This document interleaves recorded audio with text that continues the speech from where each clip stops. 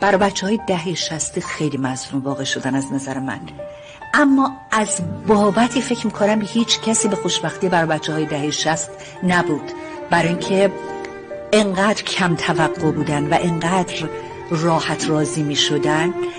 منتها قضیه‌ای که بعدها وقتی بچه‌های دیروز پدر و مادر شدن اتفاق افتاد این بود که اونها احساس کردن اگر خود من در کودکی مثلا همیشه حسرت داشتن چیزی رو داشتم، نمیذارم عزیزتر از جانم و پاره قلبم داشته باشه.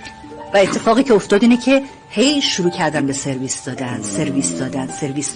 متوجه نشدن که به تأخیر انداختن لذت یکی از اصول مهم روانشناسی که به افراد کمک میکنه مفهوم خوشبختی رو در کوچکترین اجزای زندگی تجربه بکنن.